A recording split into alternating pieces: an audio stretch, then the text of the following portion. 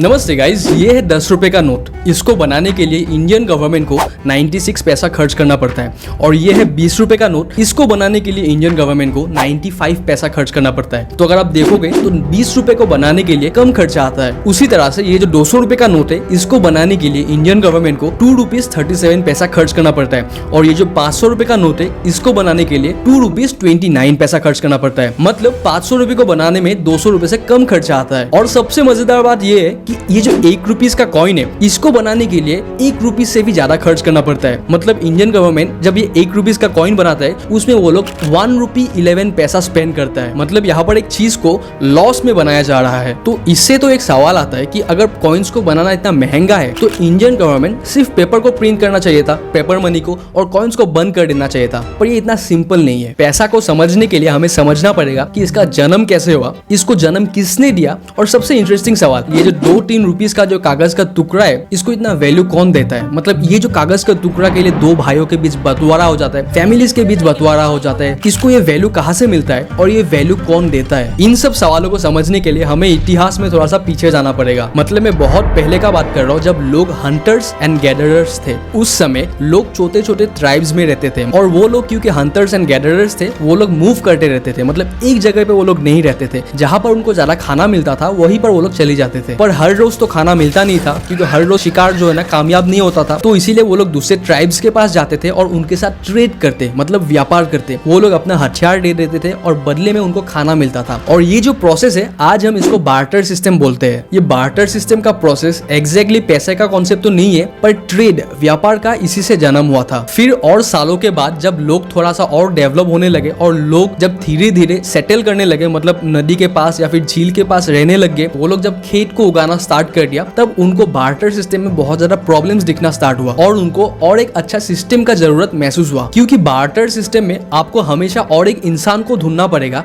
जो आपका चीज को खरीदेगा, और उसके बाद बदले में आप जो खरीदना चाहते हो वो पहले से हो। तो ये काफी मुश्किल था, क्योंकि अगर कोई मछली को ट्रेड करना चाहता है राइस के साथ, तो उसको ढूंढना पड़ेगा एक आदमी जो मछली को खरीदना चाहता है और बदले में उसको राइस देगा। तो ये सबसे बड़ा प्रॉब्लम था बार्टर सिस्टम का। और एक प्रॉब्लम था, क्योंकि आबादी बढ़ रहा था, पॉपुलेशन ग्रो हो रहा था, तो हिसाब रखने में बहुत ही मुश्किल हो रहा था कि किसने किसको क्या दिया और कौन किसको क्या देने वाला है। तो इसी जरूरत को देखते हुए पहला कॉन्सेप्ट ऑफ मनी का जन्म हुआ, जिसका नाम था कमोडिटी मनी। मतलब हर ऐसा चीज जो हर किसी को चाहिए, जैसे कि गाय, बकरी, तलवार, हथियार, सोना, चांदी, वो सब। पर धीरे धीरे इसमें भी एक प्रॉब्लम आया कि हर आदमी जब भी कोई ट्रेड होता था, अपना चीज को सामने वाले की चीज से अधिक मूल्यवान बोलने लगा। तो इसीलिए अब एक ऐसा चीज चाहिए था जो हर कमोडिटी मनी के चीज के कीमत को तय कर सके। और फिर इसी जरूरत को देखते हुए मेटेलिक मनी का पहला जन्म हुआ। वैसे तो पैसे का कॉन्सेप्ट दुनिया के हर जगह पे अपने आप ग्रो हो रहा था, पर रिसर्चर्स के हिसाब से अराउंड 600 BC,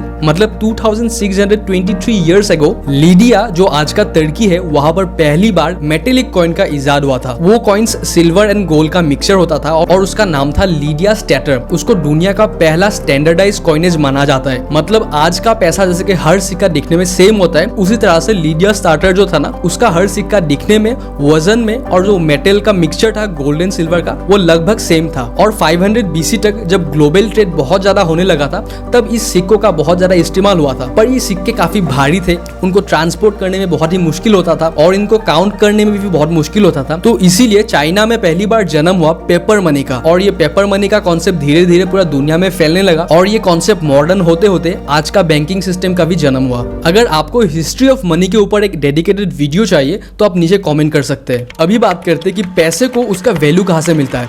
मतलब ये जो 100 रुपए का चीज है, उसको हम 100 रुपए मानते तो है, पर उसको 100 रुपए का वैल्यू कहाँ से मिला। ये स्टार्ट होता है 19th सेंचुरी में। यूके का गवर्नमेंट ने एक लॉ पास किया था, जिससे यूके का गवर्नमेंट ने अपना 1 पाउंड को एक स्पेसिफिक अमाउंट ऑफ गोल्ड का वैल्यू से जोड़ दिया। और इसे देख के दूसरे कंट्रीज के गवर्नमेंट्स ने भी अपना जो पैसा है उसको गोल्ड के वैल्यू से जोड़ दिया, और इस तरीके को नाम दिया गोल्ड स्टैंडर्ड। पर जब 1933 को यूएसए में द ग्रेट डिप्रेशन हुआ, तो प्रेसिडेंट फ्रैंकलिन डी रूजवेल्ट ने ऑर्डर 6102 को एग्जीक्यूट किया, जिससे यूएस का करेंसी का वैल्यू गोल्ड से डीलिंक किया गया। मतलब यूएस का जो करेंसी है उसको गोल्ड के वैल्यू से जोड़ा नहीं जाएगा, पर वैल्यू इससे तय होगा कि गवर्नमेंट क्या प्रॉमिस करता है।